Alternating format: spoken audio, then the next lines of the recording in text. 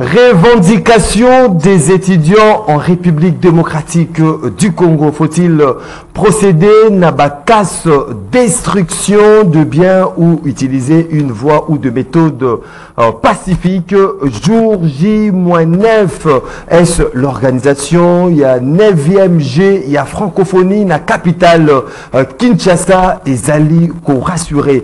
On en parle. Mesdames, messieurs, fidèles téléspectateurs, il y a Canal Congo, télévision, auditeurs, il y a 96.8 MHz à Radio Liberté Kinshasa. Comme toujours, Tokute Nabino, na Tongo, il y a Lelo, na c'est unique rendez-vous, na Bino Obomesa, rendez-vous des auditeurs, et puis ça kabino possibilité, ya Kobenga, ya Kopesa, Makanisa Bino, ya Kopesa, Baïde Nabino, na Makamuzali Koleka, na Mboka, na Biso Congo, Bozalaka, et Belé, déjà, Bofongoli, ba télévision Nabino, ba radio Nabino, na ba union, so Bazali Kwa Nabiso, li banda ya Mboka, grâce, il y a YouTube, CCTV Ralik officiel Tozali Nabino pendant 1 heure. 1 heure, il y a échange, 1 heure, il y a débat sur cette question où ils allaient toucher société Nabiso, cette question où ils allaient toucher la nation congolaise. 3 invités déjà ce matin. Tozali Nandeko Christian Temete Meoazali, analyste politique, l'un de communicateur à Union Sacrée. Ndeko Christian Temete Memotenayo. Mbote Ndeko Maxime. Mbote na bandeko tokabona bango plateau na tongo ya lelo. Mbote na somi ya ekolo tata mokonzi Félix Antoine Tshisekedi Sikazali. Na bosanité honorable Junior Lembalemba et honorable Tatiana Pembe. Oya Mansoba Kosala, oya bana ya Tchangu, particulièrement bana ya Njili. Tozali na maître Jano Lopempe, Ozali Moko, il y a personnalité, il y a Front commun pour le Congo, FCC Joseph Kabila, Jano Lopempe Motenayo. Moi, merci beaucoup pour l'invitation. Et nous avons étonné à Tongo, jusqu'à là, notre ami Christian, jusqu'à là, Azaka, la statine analyste politique. Alors, on a évité autrefois, mais c'est un gars qui a parti politique, malheureusement, jusque-là, on a parti politique, mais bon, ils ont choisi de Maxime. Alors, on a placé un mot dans le FPI. Juste présentation de maître Patrick Tinda, secrétaire général adjoint MLP à Franck Diongo. De Patrick Tinda Mbotena. Mbote Ndeko Mazima, Mbote Nabandeko Baye, Nako Kabula Bongo, Nabango Plateau. Mbote na bana somi ya ekolo, mbote na bana ya MLP, mbote na mwana mboka Franck Diongo, na bana nyoso ya Funa, oyo balobi, bango banso, sima ya mwana suka, maître Patrick Tinda, Mungali Bonga, mwana Okata, Ongolo, Ogbocheche. Merci beaucoup. 082 33 33 749, voilà numéro, tu partages à Canabino, beaucoup makaba, SMS, vous avez la possibilité de faire un standard, tu commis message nayo, na numéro wana, tu kotanga ngo pe vous allez débattu tout au long de cette émission d'une tradition exacte. 1 minute, il y a si j'ai isolé na chaque invité, tu bandi na maître Jano Lopempe. Merci beaucoup Ndeko Maxime pour na sujet isolé na tonga lelo. Na linga ki na partager moi na ba congolais ce qui se passe au niveau il y a fond pour la promotion de l'industrie, tout bien le FPI. FPI est local, les banques financières, donc les banques congolais au gouvernement congolais, à ça qui yango pour accompagner Banamboka à travers financement et projet na bango où ils allaient soumis à niveau établissement public. Malheureusement, tout ça les mois constant mon compte de Maxime depuis qu'il y a eu de nouveaux animateurs na kati ya FPI. En tout cas jusque là de Konangai, tout ça comme on a clair et mon côté. Alors, je me pose la question. Tu as presque la mandat, il y a des cotisations de tout le mois dans les présidents de la République. Il y a le qui normalement pour créer des millionnaires congolais. Mais normalement, les millionnaires congolais là, il fallait pas créer bango via les fiscs et les financements de projet na carte FPI. Malheureusement, depuis que le président de la République ne projet Zalité. Non, mais Ndeko Maxime, oui, bien, ça c'est constant beaucoup réel. Parce que ceux qui va financer qui va projet, il y a baï ma congolais. Je crois qu'à l'émission on a à travers le journal. Il y a un présenté le journal na niveau de la chaîne na bino.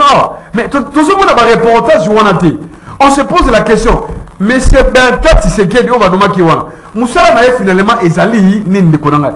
Parce qu'on ne sait pas et là comment ils ont commencé na carte FPI. Na yo qui même que le DG avec son adjoint et tout le monde n'a pas jamais il serait à tout moment de Konanga, n'a pas voyage. Kaka n'a pas formation à l'étranger. J'ai même appris, je ne sais pas si c'est encore vrai que non, les mêmes DG la tête, c'est ce qu'il dit, il est encore en étranger. Moi, je lance un message à négocier tout le monde. Finalement, Mboka, on a 5 ans maintenant. La crédibilité paye à bateau, va aller s'il vous plaît, d'abord, comme on a les alliés, ben tête, c'est ce qu'il dit. Logiquement, il fallait honorer le fisc. La mémoire, il n'y a pas été, c'est ce qu'il dit. Par rapport à la gestion, mais jusque-là, la gestion est totalement floue. Tout ça, comment on a pas action. Oh, dans l'entreprise, on voit quand même comment les animateurs, malheureusement, au niveau FBI, il y a un long communauté. Alors, je lance un appel. Ceux qui déjà sont fatigués peut-être, par rapport à la gestion, il n'a qu'à démissionner. S'il ne démissionne pas, j'interpelle surtout, mais c'est ce que dit tout le mot. À comme d'affaires, maintenant, il est temps qui a se ressaisi, soit à révoquer Nani, de Koberta, c'est ce qu'il dit, soit il est ministre de l'industrie. Par contre, on suspend parce que on a besoin de résultats. Mais dans un pays, il n'y a pas de résultats. Merci beaucoup, Ndeko Jeannot Lopempe. Maître Patrick Tinda. Merci, Ndeko Maxime. Nakoyebisa Jeannot Amelema et Apio. Parce que Ndeko Jeannot, beaucoup de gérer Mboka Kalamingite. Oui. Tout le monde est bien dans la gestion. Et je suis na énergie aujourd'hui batongo tongo ko risque ça la AVC pambazala kimi. Non mais c'est très simple, c'est différent avec nous. Je crois que le régime n'a pas congolais bazaki ba bénéficiaire. Merci beaucoup. Il va projet na FBI. Toutes choses restant égales par ailleurs. Bah il va gérer na Félix Sekeza kaka ba gérer ki na bino donc et le mot ko changer zalité na ko ba na mboka Ndeko Maxime na zolo beaucoup plus de dossiers comme dossier comme où il y a époque à musée, bakanga bandeko, basambisa bango na cour d'ordre militaire, bakondana bango à perpétuité, mais tant Félix Sekedi aye à sala ba réduction de peine. Bandeko wana tilelo, misusu basali ba 24 ans, 25 ans, bazali na prison ya makala, lobi moleki, bautiko Koboma bongo ndeko moko babengi ngai à partir ya prison ya makala balobi mwana suka parmi biso bazali plus de 22 moko auti kokuwa nde nazo senga na ministre ya justice atala dossier comme bandeko wana basala eloko nini ba bénéficier na double degré de juridiction te dossier na bango ezala instruit na auditorat te ba mema bango mbala moko na cour d'ordre militaire et condamné bango na peine capitale il y a eu des réductions de peine mais bango tilelo bazali kaka na prison. Deuxième sujet na lingina lobera bana mboka Ndeko Maxime oyo bazonyo kwama kufuta ndako na dollar to ezomata bazo futa bana mboka na franc congolais mais bazo devoir ya makasi ya kolukaka dollar ko somba pona kufuta ndako likambo ezo soit ba congolais. Je me pose la question parce qu'il y a une loi sur les baux à loyer qui est foulée au pied, on ne sait pas. Cette loi existe mais applicabilité na yango ça pose problème. Ni nazo interpeller bandeko oyo baba appliquer loi na bateau ba futa ndako ba $1000 ba $500 ça et je posais un problème sérieux aussi à comment nombre ya ba mois où il y a garantie par lobby 3 mois mais comment na bazo senga bandeko ba 10 mois ba 11 mois et bazo pesa yango na dollar mais na ko interpeller ministre ya urbanisme et habitat na habité et loko nini ya salaka. C'est toujours mon amusala mon côté oiseau sala. Soit disons bango nyonso bazali na vision ya chef de l'État ou vision yebanité. Merci beaucoup. Aujourd'hui tout na vision yango ya chef de l'État ngo ezala ka eloko koni. Merci beaucoup Ndeko Patrick Tinda, Ndeko Christian Temete me malobe komi na ngambo na bino. Na minute na ngai na lingina pesa longoni na mokonzi ya ekolo. Antoine Tshisekedi Tshilombo. Poya polingwa za ala moko ba congolais. Depuis que c'est Congo et Congo, nous sommes habitués à Poliaka, Thompson, Mabundu, Sokimbisi et Utarambo Kanini. Il y a Namibie. Donc très formalisé. Bon, il va mettre ça dans un collège. Namibie, c'est Namibie, tu sais quoi, il y a raté. Tata Mokonzi a école aussi qu'on mettre en place au NAPAC, où ils allaient Office national de pêche et aquature. Où ils Kokambama, Namwana Mboka, Épicure, Boyilokuta. Donc désormais, nous allons exploiter nos fleuves. Nous allons exploiter nos lacs, nous allons exploiter nos rivières.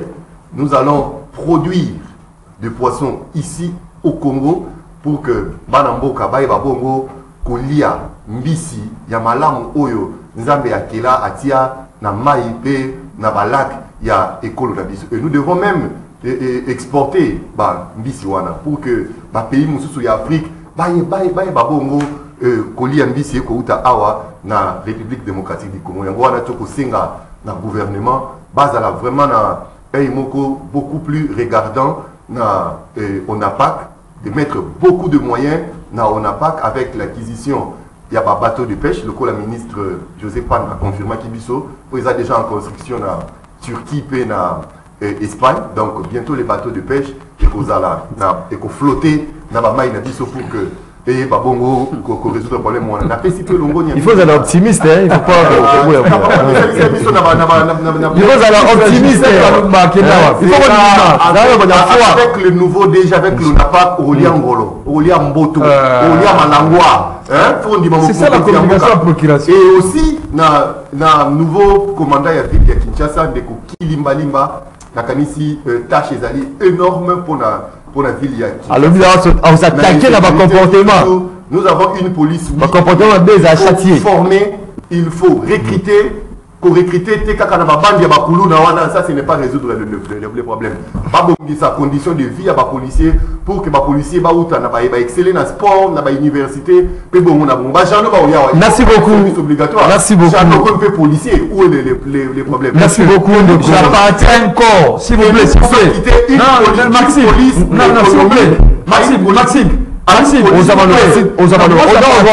Je suis différent avec lui. Discipline à la place. Ici, je vais être analyste politique. S'il vous plaît. Mais j'appartiens encore aux alliés nobles. Merci beaucoup. S'il vous plaît. Je n'ai pas besoin comme à la police. S'il vous plaît.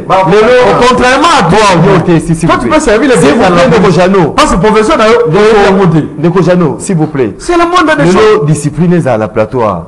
Discipline à la cadre. Il y a la partie politique. Discipline à la. On se voit 5 minutes, 5 minutes. On se voit 2 minutes, 2 minutes. Donc, tolérance et zalara, ceux qui m'outoisent ko loba, aussi qui a loba, ceux qui ont eu parole, ceux qui ont réagir. Ndeko Joseph Kajungulu, l'homme qui est toujours dans les airs. Porte-parole ACR, Motenayo. Mbote Maxime, na pesa no ba Congolais ba mbote. Ba master to kotsani na bango wa petit na ngaja no lo pepe. Mais c'est là il faut rester ça Maxime. Non, Maxime. S'il vous plaît. S'il vous plaît Maxime. Les respects les époques de la s'il vous plaît. Il doit retirer ça s'il vous plaît. Si vous pensez faire les théâtres dans le passé s'il vous plaît. Je vous laisse, tu appelles les anciens tambours. S'il vous plaît. La moindre des choses c'est mes respecter. Non, s'il vous plaît. Respecter rendez-vous avec les tambours. S'il vous plaît. C'est très important. Il doit retirer ça. S'il vous plaît, s'il vous plaît. Il doit retirer ça. S'il vous plaît. Azam Mukolo Aibelo Roloba. Ayebine Nyonsala. De ko Kajungu Oyebelo Nyonsala. Topesi ba Congolais mbote. Topesi pe ba capable nyonso ya aser mbote. Le PP s'agit inutilement Ali Petit Nangai, Master Nangai. Je ne vais pas pouvoir va s'agiter.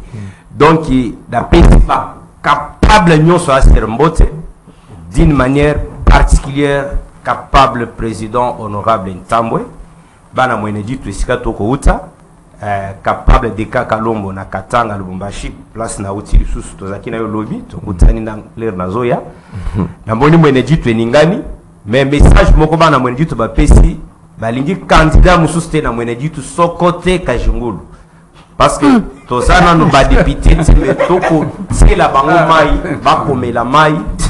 Donc, il faut pèse par cultivateur, ma semence, ou un lit, religion, il y a asseur. Na une minute, il y a déjà de consommer 45 secondes. Et allons-y, quand même, on doit se respecter mutuellement. Le petit, a autre chose, on va donc, on pèse sa moti à Makas, na Carlos Yanda. C'était honorable. On doit convaincre les Américains. Bayer. Va investir avec Mbongo plus de 20 millions de dollars au sein de la société Rock Metal. Voilà, Congolais, tout le président de la République. Il fallait qu'on approche. Koko Tsabangona, c'est l'île, il y a climat de bonnes affaires. Parce que n'a pas la capacité en tant que privé à mobiliser les Américains, à mobiliser les Britanniques, les Sud-Africains, à tirer plus plus de 10 sociétés à Nakatanga, Rock Congo, Rock Metal. Donc, la société, le plan, il y a transport, fluvial, bateau, namai et Kossil. Tolobi na Carlos Yanda, courage, paix en passant. Tozanga kopé sa mbotete, na un ministre à la place naïe. L'homme qu'il faut, à la place qu'il faut, Jean-Pierre Mbemba Ngombo Yigwe, pour le travail qu'il fait à la défense. Merci beaucoup. Salawana et continue bon. Merci beaucoup. Batoba Kolenga na battant déjà. Merci beaucoup. Pour la Moussali Kosele la défense. Carlos Yanda, courage. Merci beaucoup, Dr Joseph. Et continue. 082 33 33 749 ou un numéro Binopé. Vous allez participer en direct à cette émission. Tofongoli, Masou Nabiso, maître Janolo Pepe. Bien sûr, vous avez 5 minutes pour répondre à cette question. Revendication, hein, les Nicolo, il y a étudiants dans la République démocratique du Congo, même depuis, ça remonte à l'époque où il y a Kalati Mokolo Yanelo. Aujourd'hui, Ponanini, ba étudiant, Inikine, Ista, ok, na UPN, pour nous revendiquer cause na bango bongo, pour nous revendiquer le romoko, il faut rabaquer na ba casse, baquer na ba destruction, il y a ba bien na bango bongo. Est-ce que bah oui qu'on utiliser mon collègue l'éloté, bah voix mon retour, ba méthode mon pacifique pour nous obtenir gain de cause, na ba revendication na bango de Kojado le PPL, le but de bonaki bana ya UPN, ne ba silaki ko vandaliser bâtiment administratif na bango, ba tumbi ba bituka oh ya bango moko.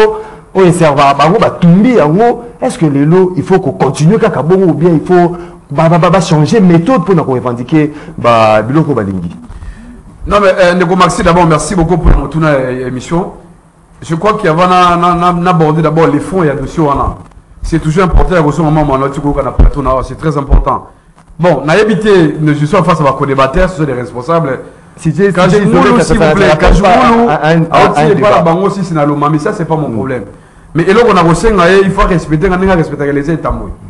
Il appelle les États patrons. Nous on a vu comment les États qui n'ont pas comment les clients, s'il vous plaît, commissaire des aides députés, s'il vous plaît, pendant qu'on finit Kabila chaque jour. Évoluons. Les gens comme patron, le monde des choses, comme lui aussi, n'a pas besoin d'un parti engagé, à comment on appelle patron. Mais malheureusement, c'est un parti. Si c'est pour lui, il faut tous se respecter mutuellement. Si s'attaque de moi, je ne vois pas lui. Parce que lui, c'est une étiquette, il a au moins les aides. Moi, c'est les aides tamboués. Il raconte des bêtises, même dans la vidéo, s'il vous plaît. C'est très important. S'il vous plaît, on a précisé dans le lot, ce soir. Na plateau Air Toyaka, Toye Kosala, débat Makamuya Mboka. Pour na bateau, bazali ko na biso ba tirer l'eau comme encore. Attaque personnelle, débat moko oyo ko apporter biso de l'autre côté, apporter bateau bazali ko na biso de l'autre côté. Vraiment, to évitant on a plateau ya rendez-vous les auditeurs. To ko téléphone na biso. C'est bien entendu. Makameta la les gars le national lobby ya IPN ko Maxime. Oyebi d'abord il faudrait condamner Makameko Miwana. Parce que normalement biso yo stuzaki na ba campus universitaire devant la home. Oyebi comment ça se passe. Mais à chaque fois ceux qui vont revendiquer pour casser le bâtiment administratif, quand tout le monde je crois que là, il y a un problème. Par rapport même, il y a gestion au niveau, il y a un représentant d'étudiants, il y a l'université d'Abango. Mais il faut qu'on remonte, il faut qu'on ait un problème. Pourquoi qu'on comme un niveau? Parce que dans il y a l'université, il y a d'abord le comité de gestion, il y a représentation d'étudiants et Zalaka. À travers les délégués au niveau de la faculté, on monte aussi au niveau de la coordination. Donc, les étudiants, au niveau des pays, ils ont des représentants d'Abango. Alors, ceux qui ont des étudiants, se comporter dans le niveau, comme au niveau de Kotouma, il y a quand même les bâtiments administratifs. Il faut qu'on maintenant établir. Par responsabilité, ils allaient établir à niveau de d'abord du Kounangay. On passe d'abord au niveau même de la déléguée faculté. La déléguée faculté, on se limiter avec leurs coordonnateurs. Comme représentant de Oyasiejaka, il y a un comité de gestion. Alors, ceux qui peut-être le comité de gestion, Baboyi Koyoka, la voix autorisée dans les coordonnateurs avec Tidia, peut-être c'est une question donnée, Yebake, lui étant le coordonnateur, à son arrivée à déléguer faculté. Pour nous faire la compte rendu, pour nous expliquer que non, voilà, na kati ya réunion, na loi qui malheureusement, l'université a décidé de Mosusu. Au moment où on a salama. Ce qu'on a problème, les allées ceux qui ont dit qu'il y a un niveau par rapport peut-être à la communication. Parce que les gens qui sont dans la carte de l'université, la communication, ils ont aussi le matin. Il n'y a pas un contact direct entre les recteurs Entre les recteurs, même les étudiants. Il n'y a pas un contact direct entre, par exemple, comment on appelle ça, un chef de département. Les étudiants, doyen. Contact de mon côté. Oh, Babylone, on peut remettre fin à de Maxime. Il faut qu'on renforce les fils que contact les étudiants direct. Recteur dans les étudiants, il y a des espaces. Bon, ça, par exemple, journée, les recteurs, il y a des étudiants. Ou ce directeur, à ça, rassemblement dans Bango. Pour ayoka ba désidérateur de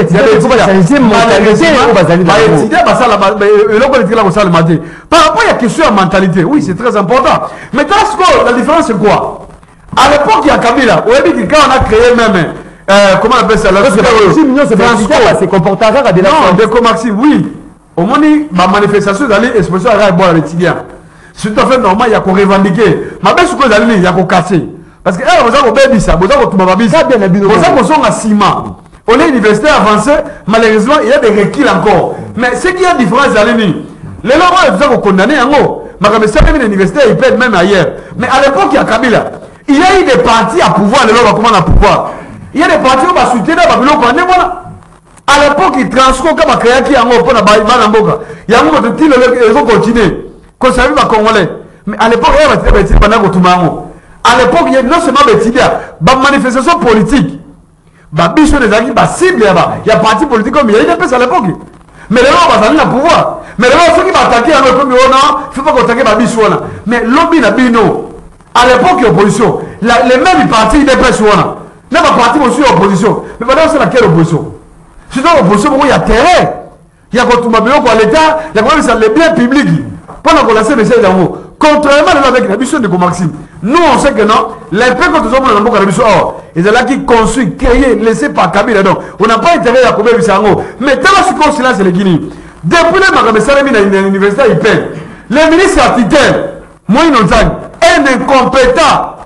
Il y a lobby parce que dans la prochaine qui étudie mon gars, elle dit que foot à 580 000 francs. Mais qui est commis $350 majoration, mais ministre lobby était qu'on fout un taux actuel.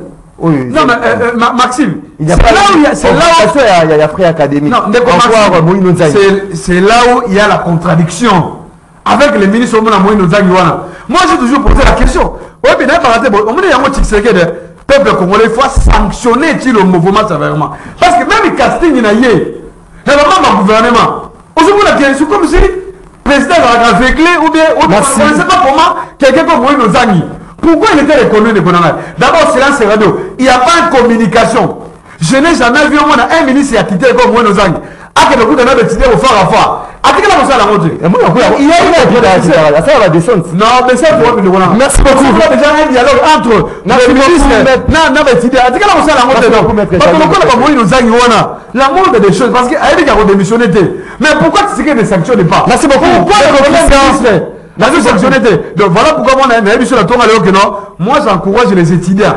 Les étudiants, ils ont droit à la pour revendiquer. Mais pas pour casser. Parce que si on casser, il faut que ça soit massivement. Merci beaucoup de vos jalons. Maître, c'est lui le problème. Un ministre incompétent. Non, ça veut très mal. Donc, Christian, pourquoi ton revivre la scène où il y a ma BO?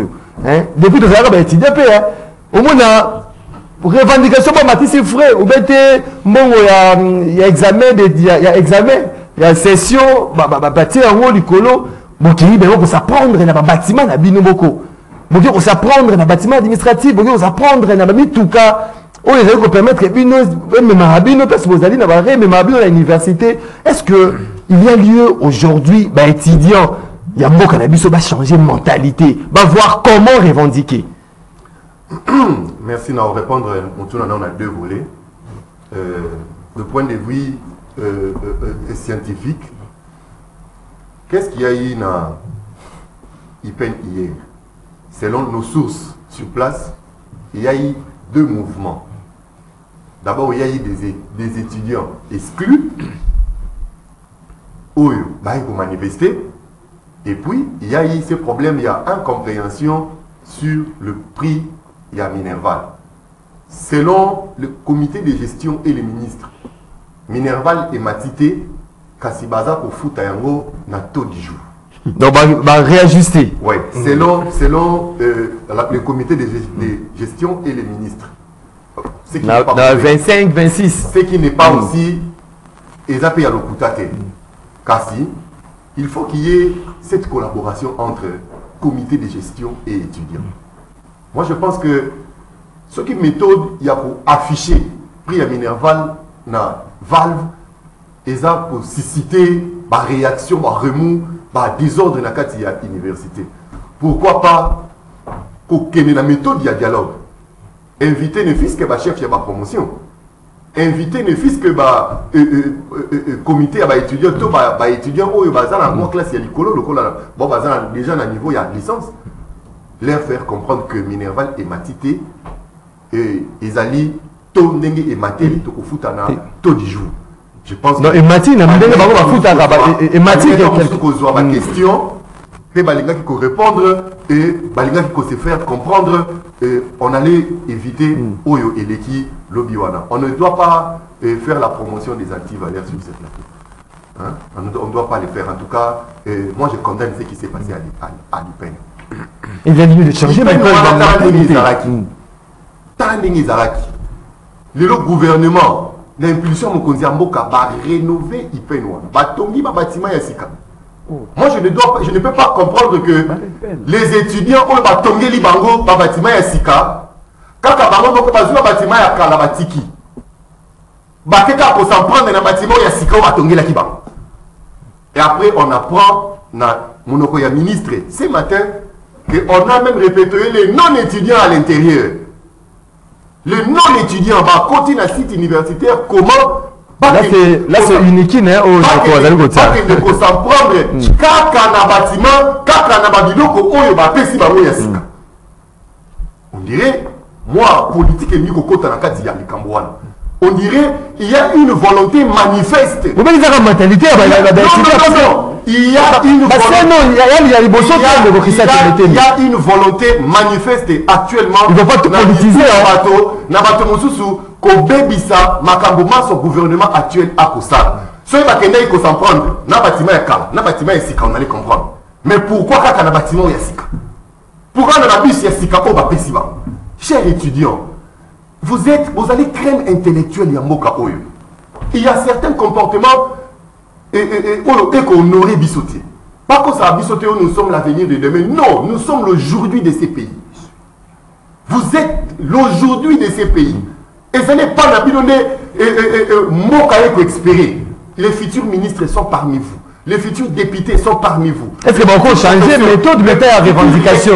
Les futurs présidents de la République, ils sont parmi vous. Est-ce que la méthode pacifique? Il faut qu'on ait la méthode pacifique. Comme ça, une délégation. Nazara président et un comité des étudiants.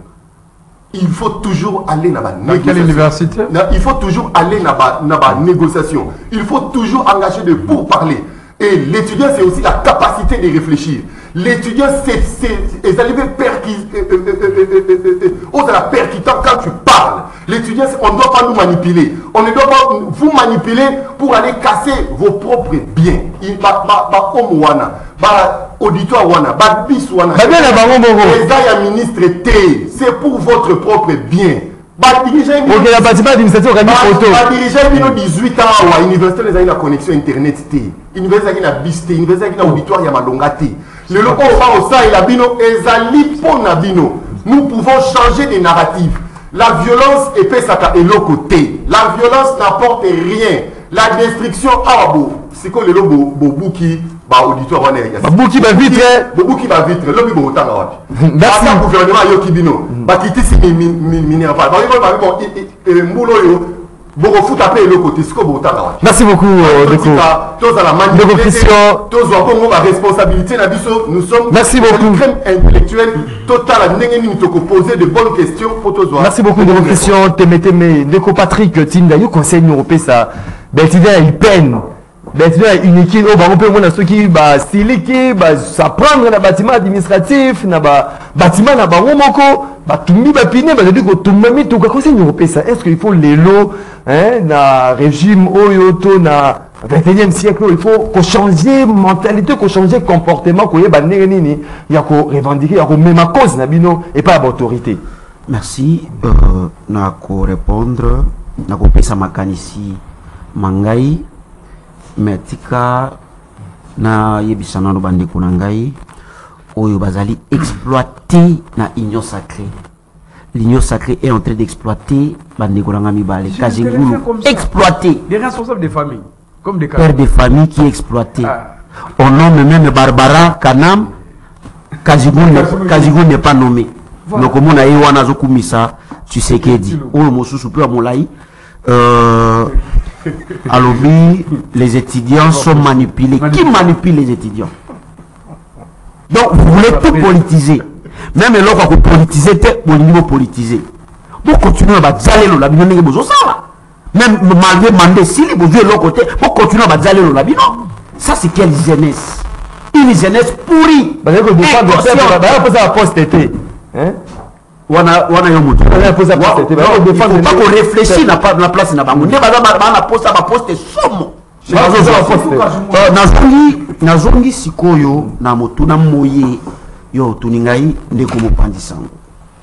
Oui, certes, nous condamnons maye ekomi kilobi moleki na UPEN, mais il faut que yeba et loko nini puisque ba étudiants na bazali quand même ba fouté bazali ma bomate. Depuis Kalawana, pourquoi Basala est monté? Pourquoi Kaka lobby? C'est ça la grande question. Nayoki ministre qui condamné, qui traité bango des voyous, des bandits.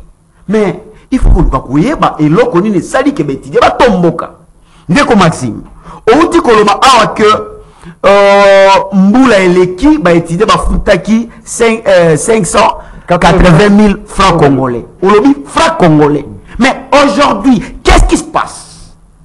Bah obligé bah étudiant, bah fouta $340, bah fouta mongo na dollar. Et na ba banque oyo bah étudiant bah qui ne ko fouta mongo bah obligé bah fouta na dollar. Pendant que bah parents na bango bah fouta bango na franc congolais. Nenye moko toujours bah bailleur o bah nyoko la biso. L'État congolais maintenant a commis que nous avons des étudiants. Donc, responsabilité de nous, quand les parents pas foutre un dollar, pas foutre la banne, pas frais académique, na dollar. Qu'est-ce qui s'est passé? Les étudiants, on va dire qu'ils foutent dans la banque. Comme 260, boy 260. Il faut pas somme dollar. Quand on a somme dollar, on a 280. Donc, tellement que les chers, bazongi, au prix à délégué na bango. Pour le problème, il y a un, ça ne va pas. Tala, problème, les alliés, bazo obligé, biso, to fouta, frais académiques, na dollar. Maintenant, bah délégué, bah moni, bah autorité, il y a université, madame Matsanga, ou Azali, rectrice, il y a UPEN. Cette dame-là, madame Anastasie, professeur Anastasie Matsanga. Comment on a délégué, comment on a mais comment vous allez na Congo, Bamboula nyonso l'équipe de foutaka, frais académiques, na franc congolais, année oyo bazo obligé biso to futa na dollar. Il faut que ne consomme dollar pour to futa bongo frais académiques. Bazui frais comment fait des non recevoir. Donc bazui suite mo ya malongate. Ne ba ko sala siko communiquer pour akoyebisa ba étudiant. Ba stopper na ba futa mbongo te jusqu'à ce que ba autorité va répondre bango. Ne communiquer wana nenge panzani na réseaux sociaux et sur comité de gestion ne ba ko suspendre comment ba ko suspendre goûter ba ko comment kolongola ba ko exclure ba délégué il y a ba faculté nyonso o ba signaki communiquer wana ba exclure bango pour une durée à 6 mois et que la wana tango ba étudier parce que les délégués facultaires sont dit la compétence d'attribution ma délégué facultaire wana ba koma kawana no pas na volonté ba autorité mais na ba étudier on doit voter ka bango bango moto ba pona ka bango nde ba moni que oh mais ba to bazo bazo comme ba délégué na comme porte-parole na ba benga ba syndicat ba to bazo comme ba syndicat na biso ba kendeki ko réclamer cause na biso comment ba ki ko exclure bango boy na université nde sikoyo ras-le-bol wana méchanceté wana et ça dit que ben étudiant mais il faut pas s'apprendre dans le bâtiment bon non babandi d'abord pour ça babandi d'abord pour manifester tant qu'on va manifester la police et bandi ko beta ba gaz no moni est dégénéré n'est comme wana nous condamnons mais je vais dire d'abord na Gosenga na madame la rectrice là Matsanga Anastasie Matsanga elle doit démissionner tout de suite. Elle doit démissionner et Kolanda ministre il y a enseignement supérieur. Comment yokika kamakambo rectrice wana ayebisio et osukelo lekina top Congo abandi kolobako ya lobby. Merci beaucoup. Ba étudier des bandits au lieu ba cause et l'on dit sali que ba étudier ba tombo. Merci beaucoup donc Joseph Kachibulu, une lecture de fait non par rapport à cette situation. Est-ce que les étudiants congolais a changé mentalité, a changé façon de faire pour nous revendiquer? Oui, bitango ba lobby Maxime. Na fanda ki kimia mutu nyoso afanda kaka ndinga na fanda ki na lingite ba réaction herbivore. Na bota ki loko moko awa lo pepa uti koko sa congolais mais d'ailleurs tant on benga ba benga ozo boya ba benga petit donc li to benga koko hein oza kokote oza jeune alobi que pays n'attend wa Kabila et pesa ba congolais crédit non mais et pesa bino ba toi pe perdendre le chef de l'état Félix Antoine Tshisekedi a eu pouvoir à remettre pendant à l'heure ba pesi IGF pifo moyen abandonné pour redresser la gestion de la chose publique. On a décelé les gens. Vous voulez qu'on cite les noms ici? Les Minako, les Kokonyangi, les José Makila. Na ba paire na bango kutu bazwa bala. Ti lelo kutu batikala ko futa ngote. Ba mo tous kutu bazana 4 unions sacrées o bazaka na Kabila bazwa pelar kuna. Bon, nous pouvons demander sauf ce qui est vrai. Comité de gestion actuel FPI Zolo Canadien na bato ya ba Congolais nenge toka kineti bato neti ba parce que c'était dit na bambende le temps bazaki kuna c'est le travail qui se sent bon réalité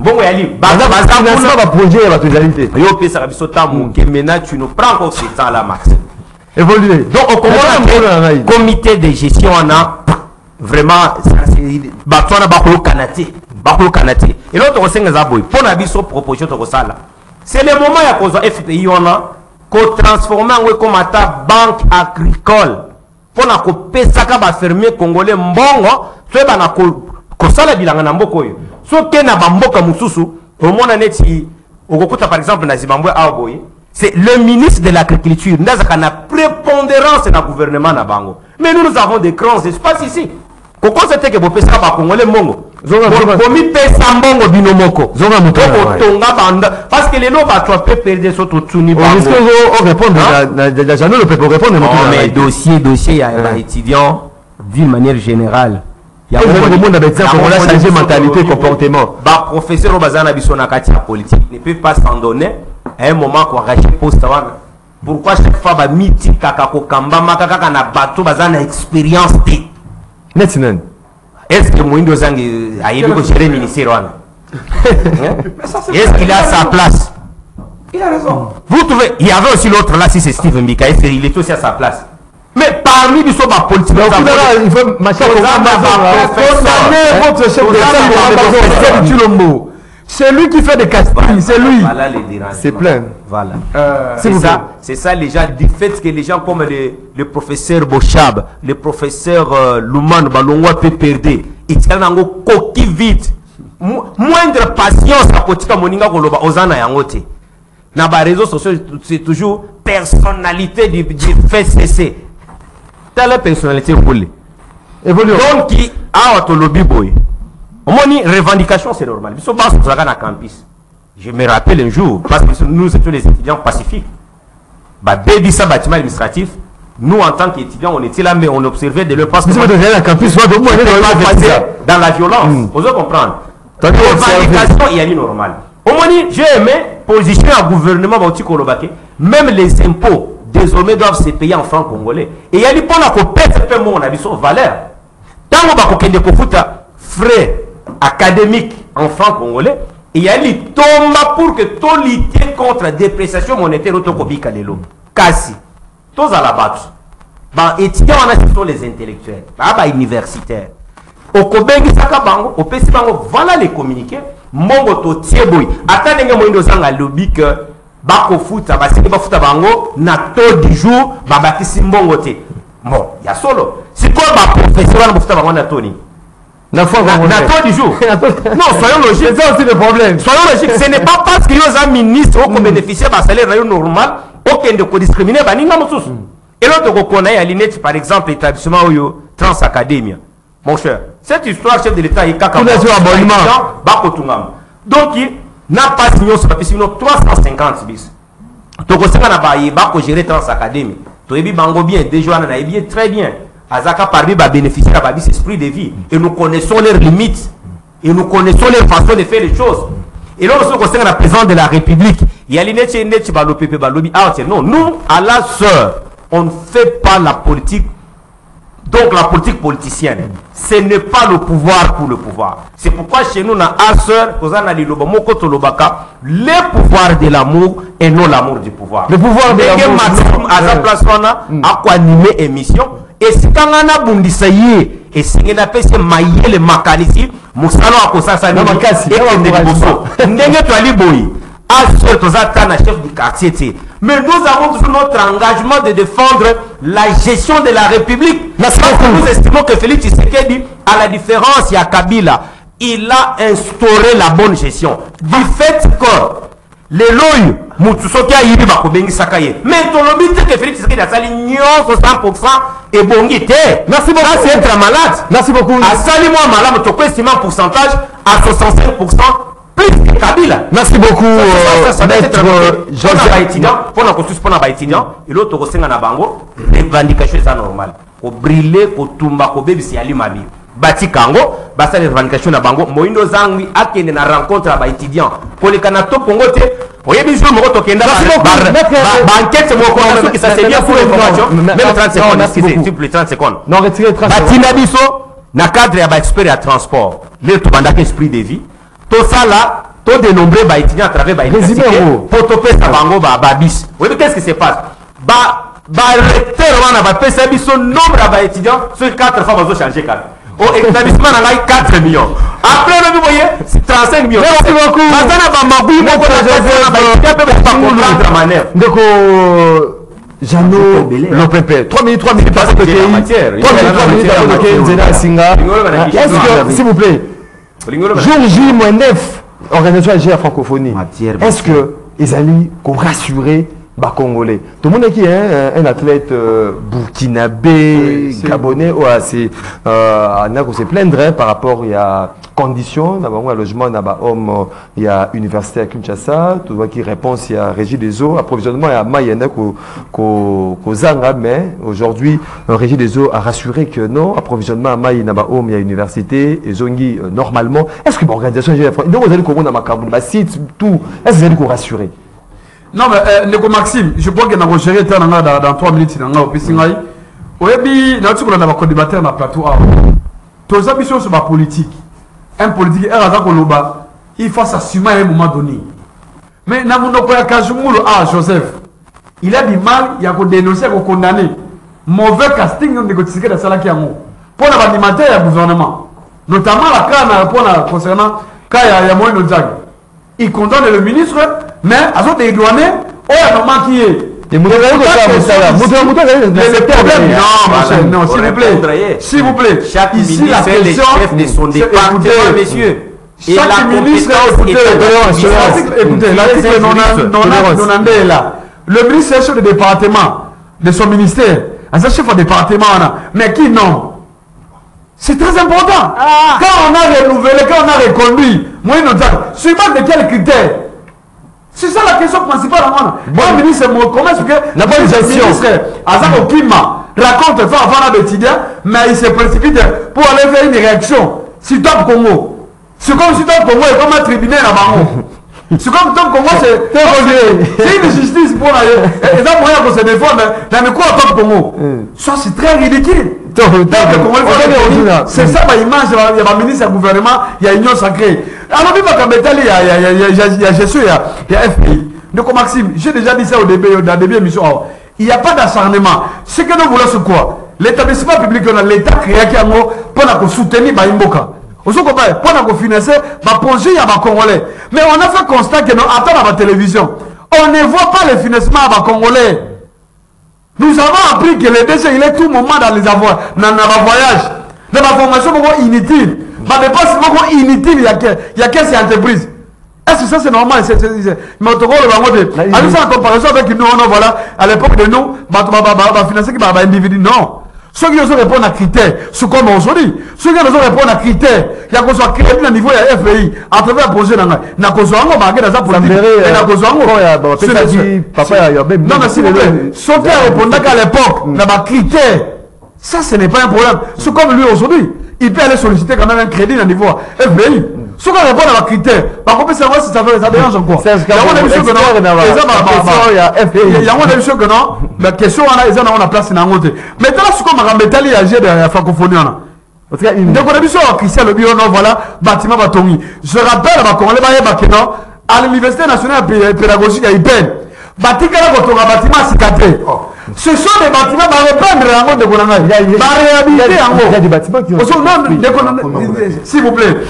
J'ai couru à l'université à tout moment. Les bâtiments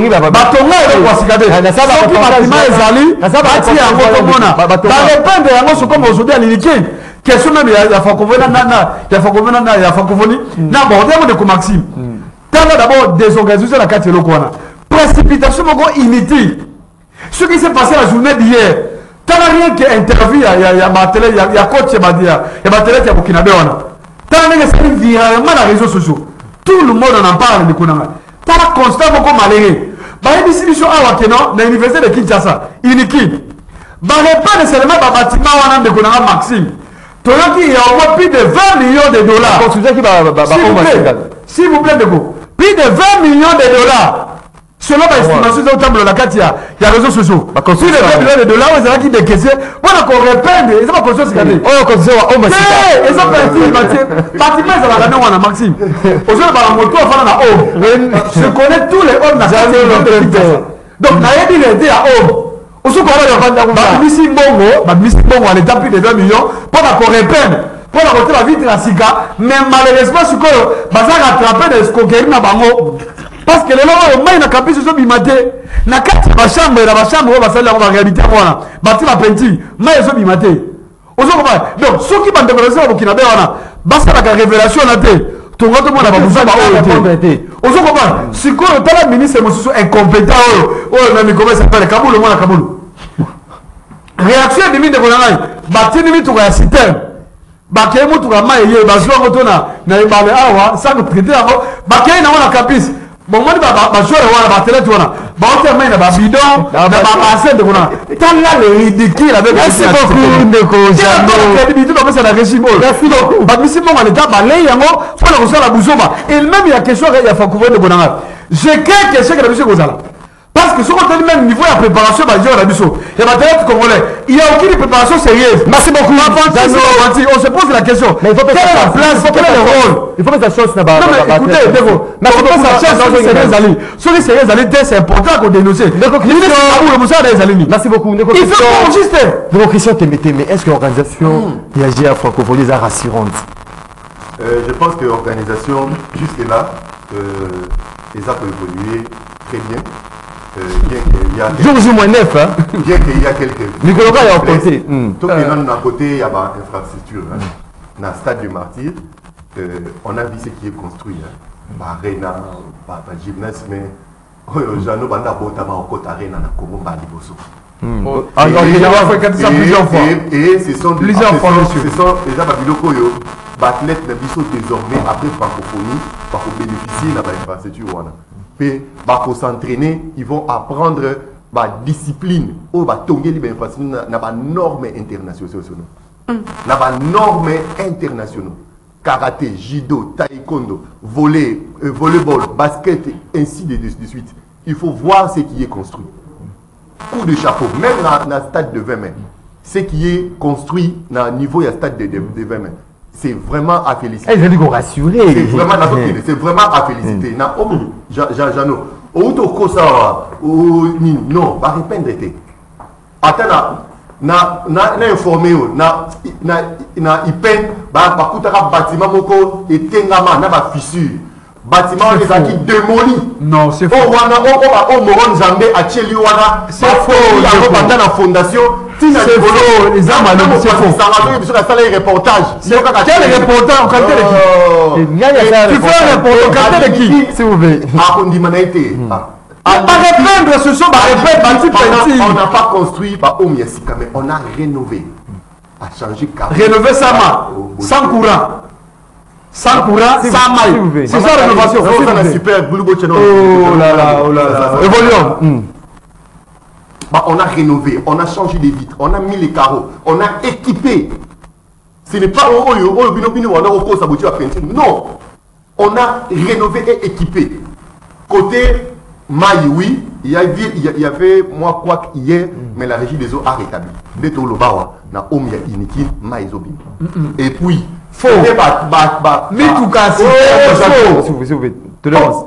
Maïzobim s'il vous plaît, tolérance. Yo kaka évoluons. Oh, côté ba athlète na biso, nous avons toi la confiance dans Makasi. Na ba mibu on so eleki ba athlète na biso, ezala na judo, na ba discipline nyonso tout ceux qui ba kei ba compétition na niveau Afrique même na niveau mondial, en tout cas tous en ba médaille. Tous en la médaille. Que ce soit notre équipe de basketball. Judoka moro blanc, ceux qui blanc. Que ce soit l'équipe Nabiso, il y a football. Merci. Merci beaucoup. Kasi et l'autre je suis na beta la balle très na comité il y a francophonie wana. Bonjour Makambo Bolingi bato bayebite. Merci beaucoup. Communiquer. Merci beaucoup ministre. Ayaz ko sa publicité il y a francophonie non. Merci beaucoup maître Patrick Tinda. Tu as organisé football loisir. Il y a invité nous sur rendez-vous d'auditeurs. Total à de Joseph Kajimboulou jamais vous l'avez tabalé. Donc Patrick Tinda, est-ce que organiser à francophonie allez rassurer ma Congolais? Merci, je vais répondre. Menalina Zunga moi 6 mois. On a dit ça va Congolais qu'il y a un étudiant Oyo Bauti Kokanga délégué à ba étudiant Bauti Kokanga na pour makambo ya IPEN net nazo senga libération na sa condition et aussi ministre a promettre que ba Kokanga bongo ba étudiant ya zo qualifier bango de voyous mais moi je dirais ce sont pas des voyous bazo ba revendiquer kaka ba droit na bango parce que bazali na RDC bazali na États-Unis te pour fouta ka bongo foot académique na dollar. Je me pose la question, comment on va arrêter les étudiants bazo revendiquer ko fouta bongo mbongo na franc congolais mais bato ba bobi bande ko na biso na partie est. Écoutez d'abord, na partie est, bango bako sambisa bango te, bako kanga bango te loko zo salanga pasi na motema, bande ko na biso ba couper bazali ba déplacer, ces gens-là ba lobi bako démobiliser bango, bako cartonner bango. Donc pas de procès. Mais bango bako revendiquer kaka droit na bango. Je me pose la question, nous avons tout ça ba kondia ningeni. Bako kende na ba négociation, on les ba senga ba to oyo ba bomi ba ndeko na biso ba M23 ba samba ba kusamba te et au monde ba conscient oyo ba jeunesse consciente oyo ya union sacrée ba yawa ba komi ko kumisa Tshisekedi honte à vous parce que une minute nazongi makambo to bandide ya koyoka soni ndeko mazina lobi déjà athlète wana obi mai lekinga na miso.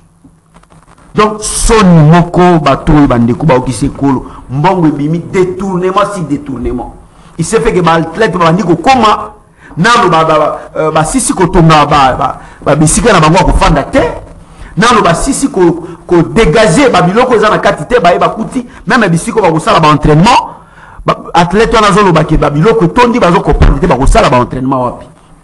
Déjà moi je dirais pour Nabiso nazali prophète ya malheur te na koloba ki kozala échec. Pourquoi pour Nabiso ba congolais? Tout simplement puisque ce sont des disciplines négligées. Ba discipline presque nyonso oyo ba athlète so ba ko compétir ezali négligé ezali batoyo bazo bunda na ba propre moyen na bango moko l'état pesa ka bango le côté.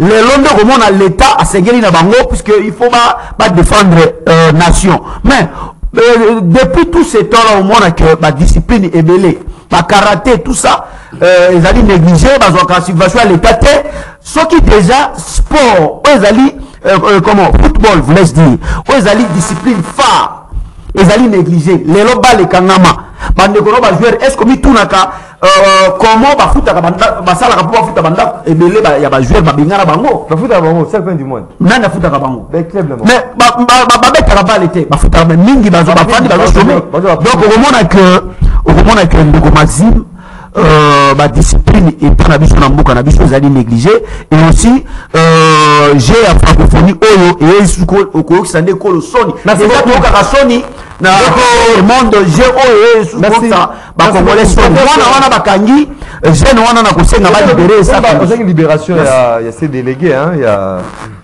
il y a UPN ndeko Joseph azali na pe crime Malobanayo par rapport il y a organisation de la francophonie déclaration il y a coach nab athlète au bazaliko uta est-ce que zaliko la image moi qu'on bien un boka déjà à 9 jours hein il y a le lancement il y a c'est 9e jour francophonie na mboka na biso. Merci Maxime oyebi biso na aseur tolobaka neti ba news ndenge balobaka te ndenge na biso komona makambo yali ndenge bato baso bamona kate biso tolobaka dire les choses telles qu'elles sont. D'abord yambona lobelango zalingina na yepsana no tinda pati tango lobi o ba Patrick excusez-moi tango ba lobi nani ba libérer représentant ba étudiant mais peut-être c'est dans le cadre des enquêtes sur lobelango comme avocat bien comme militant ndenga lobelango parce que ça cadre à parti yango na lobaka ne tango iso ceux qui ont chargé de pétrole au sein de votre parti on va secrétaire général il faut avoir beaucoup de respect pour moi vous n'êtes pas approprié à venir aux amis chefs président cellulaire moi je suis pas président parce que ici quand tu aujourd'hui grâce à Rosa la demande secrétaire général à vous allez ceux qui président la commune donc il y a une grande différence entre toi et moi. Évoluons. Et dans quel parti il y a une liaison s'il vous plaît, évoluons. Écoutez, voilà comment ça voilà comment il s'ajoute d'abord. Moni Tango Ali à côté d'un vieux que nous respectons, mais qui est déjà fatigué en politique, qui s'est fait ramasser comme un petit enfant par rapport à Makamoko. Il y a ceci. Au moins, quand il y a un parti politique, soit pétion que yosa chargé de l'environnement. Cela veut dire yosa expert dans l'environnement. Soit qui va yosa chargé de gaz et pétrole comme lui. Donc yosa expert dans l'environnement. Comment secrétaire général? Monsieur, Yona est secrétaire général. S'il vous plaît. Je ne suis pas comme toi. Présentateur au Bongo. Alors, directement de on est à mon Azam de l'eau Rolobate. Bon, Moni, il n'a rien à dire. Il y a ceci. Tout ça l'analyse d'une manière objective par rapport à mon cannabiso. Dans le système et monde, il y a les anglophones et les francophones. Mais tant que vous soit Maxime, tant que vous soit congolais, vous soit problème. Quand bien même nature il y a francophonie et yebani, ba objectif na yango et lokoni ni bamboko balobaka français net biso. Bayaka kosunga ba congolais par exemple na situation ya est. Vous comprenez? D'abord babilo kwana ya kokotaka ba organisation ya ba français la premièrement bali batoyo ba ko bundisa Congo. Bali batoyo bali na complicité na ba ko attaquer Congo. Pona ngai avec tout respect il y a na gouvernement na ba konzinyoso ba s'impliquer na makambo yo. Moi je ne vois pas l'intérêt de cette histoire. Je ne vois pas l'intérêt parce que Mbok 1 et vous gagnez. Je t'ai dit, écoutez, ils ont la promotion à culture. Ce qui va faire la promotion à culture. Mais imagine. Non, écoutez, vous avez gagné quelque chose. Laisse-moi dire les choses. C'est ça la politique. Pour la Babylone, de manière générale. Sauf qu'aujourd'hui, tous les pays anglophones, parce que l'organisation Mokoboye, les noms m'échappent. Na kati organisation ni yo komona ke yo ko sakutuna force ya nini ya Rwanda force wana mais na biso avec les Français qui sont à la tête de ce pays ango bakolo français. Quel est l'apport de la France dans la situation en Mboka? Na lobby bien je suis en train de différencier les choses. quand bien même toyebi ba objectif na ba mission ya francophonie promotion culturelle à ba pays qui compose mais lorsque l'un des pays membres alina passe ne tu ba congolais na passe na est francophonie alors c'est attaque diplomatie ni pour na kosuka ba congolais. Ça c'est de 1. Ba déclaration ba lobby à régie des eaux, maïalité, linéalité. Bon, d'une manière générale, la régie des eaux venait de se dédouaner ce matin. À lobby, ba côté na ba camion citerne pour ba répondre aux besoins. Mais ba déclaration à ba traite mususu. Ça prouve seulement que il faut qu'on l'ende la comprendre bien. Il faut l'ende bien. Comprendre ya organisation ya francophonie. Donc l'ingité ba bêtise ya. Écoutez, chaque fois sorti la manifestation est ici. Oh, IG Farlobaki qui est la francophonie, il y a qui à un moment, il faut nous épargner le théâtre. Tolingi bateau et bazakuna. Parce que comment expliquer que des bourses mbongo pour ça la moussala. Mais là, la comment on a été et comme que Boïsimba qui était, les chefs de l'État n'aiment pas ça. Merci beaucoup. Félix Tshisekedi, il y a un moment où il va comprendre le politique. Félix Tshisekedi ne veut pas aussi mixer dans tout le monde est responsable dans son domaine. Merci beaucoup. Comment les chefs de l'État partent. Merci beaucoup, Joseph. Azana Justin Jingoulou. Azana Armé. Azana la Merci beaucoup. Azana Aimer. Azana Merci beaucoup.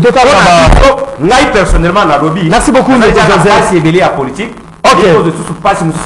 Merci beaucoup. D'autant le message à Baïmbo.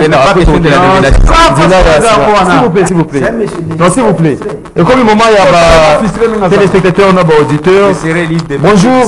Quel devient le dossier Golden Boy? Alors, où était le dossier Zando? Et comme il passe pour Bongissa, monsieur Willindaka, depuis Kingaba, point chaud. Golden Boy a été déchu dans l'Assemblée provinciale, il y a Kinshasa.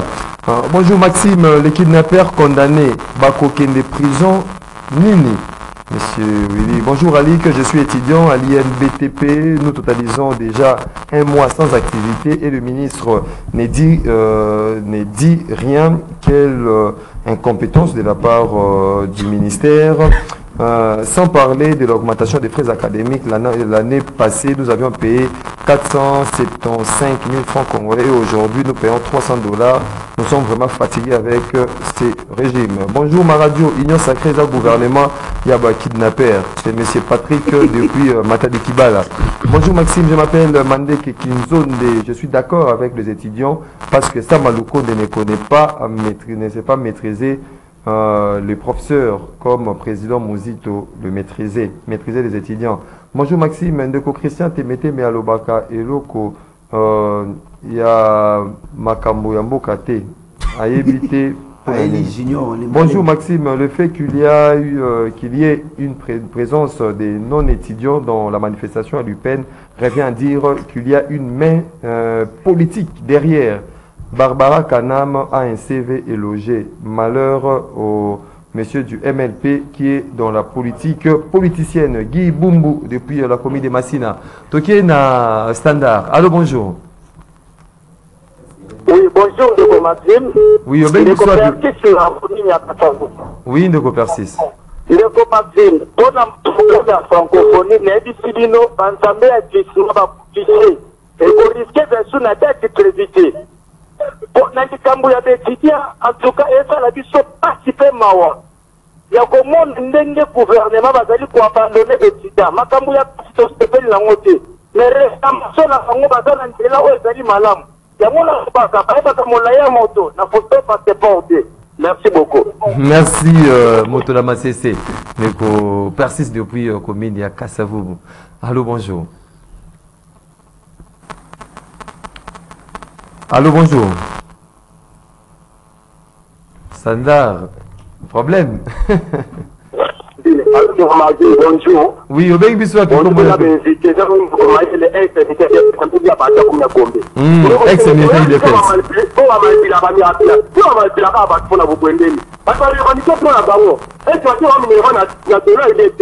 On peut avoir réponse. Oui. À part ça, il n'y a pas de confiance à l'orateur. C'est un vitamine qui est au-dessus de la là. Faut que vous paniquez. Il faut que vous parlez si vous pouvez aller pour la tour de là. Vous parlez.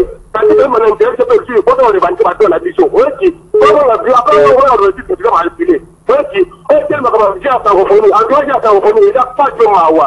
Voilà, ma soeur, vous avez que ça dit dans le Merci.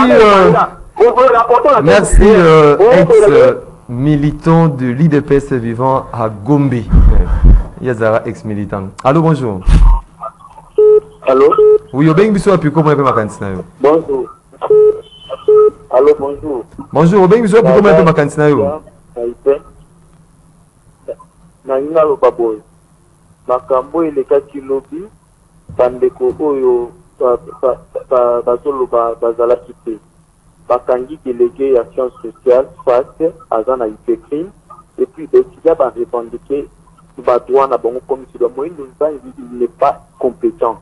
Azo que l'évaluation pour que la Ténéka vous êtes parler de étudiants qui na mboka oyo depuis une fois sur le passé le thème batterie dans le futur par réhabiliter par homme parce que bazotonga eza histoire pour bazotonga eza na no cours biso totanga na étape imagine étudiant ya LP na sciences politiques totanga na école humanité j'étais le nom pour la raison épelée mais moi il devient une compétent il faut la communauté se faire na wapi soit na diplôme parce que merci beaucoup, c'était là l'étudiant, hein. Il y a UPN, il y a émission de Jano Lopempe, de Joseph Kajungulu, bon, 30 secondes à chacun, hein.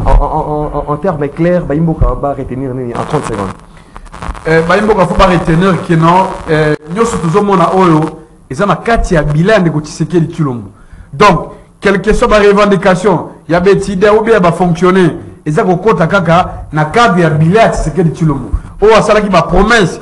Et qui a changé ma camo, malheureusement, ben Tidia le va comprendre que non, ben on va aller victime et ma promesse vie à ma nomination d'ailleurs, ils n'ont pas tenu compte et ma nomination pour gagner la qualité. Mais là on a la soupe de Maxime. Morodor, hein. Ce quoi Batmaloubi ah ok non on a manipulé les gens. Oh bah il va manipuler ben Tidia non. Bah tout ça la besoin de manipuler ben Tidia bah étudiant congolais était que na conscience bazana ngo bazana obligation ba ya ko revendication ba droit na bango et que ba congolais faut ba yeba ke na je ya francophonie oyo ba vantir dans tellement ébélé tout ça ko banga ke non na après ba je ya francophonie oyo to gango ba millions de dollars oyo bokena c'est moi venir que non peuple congolais afro la biso mais yeba ke non je ya francophonie bazo na biso ba congolais ba tête na biso merci beaucoup ba ça de question te mettez 30 secondes ba étudiant ba posant la droit na bino ya ko revendiquer ba droit na bino hein passez-moi tautologie hein c'est vraiment de votre droit il y a pour réclamer coût ya minerval qualité enseignement qualité à infrastructure tout vous êtes plein droit biso tout l'équipe à Parwana et on a manifesté quand il fallait mais ne cassez pas mboka na biso oyebi esika touti oyo boko zwa lelo c'est vraiment na ba effort rebelle j'ai la francophonie ndeko Isidore makamto oloba soko oyoka Isidore Baganja communiquer ovani na kati ya poso lokola nkoba bato bayebi makambo te nini ekoleka machine ni kozala organiser bato bayebi te merci beaucoup communiquer ndeko Zakari Zakari mbamba suka yo tali na TV ça ndeka Patrick Tinda mais Patrick Tinda merci beaucoup Ndeko Mazim c'est que peuple congolais va retenir tous allez dans régime moko oyo toujours considéré bango comme espoir déçu. Qui va décevoir, je crois, beaucoup qui va congolais, pas chez les qui, même baoyo, ceux qui asero yo bazali déçu, mais moi courage kaka bazo les kana etando que Tshisekedi dazo considéré binoté, comme il regretté Kabila. Donc ne vous allez vous apporter les et loko moko. Merci beaucoup. Donc il ne vous considère pas. Mais là, comme vous regrettez, mariage, c'est la cache. Maître Joseph donc ça veut dire que vous êtes des incompétents. Merci beaucoup. Joseph et les autres. Donc, au sein du groupe regroupement, disons, des sociétés rock metal, rock Congo, il y a une société qui s'occupe du pétrole. Qui s'occupe du pétrole. Non. Comme Pati, Azana maîtrise Patrick Tinda, Azana maîtrise à Makambo pétrole. Je vais te faciliter la tâche. Président de la République, il y a les jeunes gens qu'il faut approcher par rapport à capacité Nabango. Bazar la capacité de démontrer, de mobiliser les Américains, de mobiliser les Britanniques, de mobiliser les Vous n'êtes pas considéré. Regroupement, il y a 10 entreprises. À la tête, il y a un regroupement Oyo Carlos Yanda. Moutoué Sengeche de l'État approché, il y a un climat de bonnes affaires. pour mobiliser les investisseurs du monde. La preuve en est déjà Rock Metal Izawana avec Maître Deka Kalo. On a organisé le recrutement. Il y a eu 2 dossiers déposés dans Katanga. Ensemble avec l'honneur. Merci beaucoup. Pour recruter Makata. Mesdames et messieurs, fidèles téléspectateurs, il y a Canal Congo, télévision, rendez-vous, les auditeurs, votre émission, l'unique émission que Dieu regarde. Ceux qui c'est un gros Lelo. Maître Jeannot Lopez, personnalité FCC. Maître Joseph Kajungu, porte-parole ACR, Christian Temeteme, communicateur, secrétaire général MLP Franck Dion.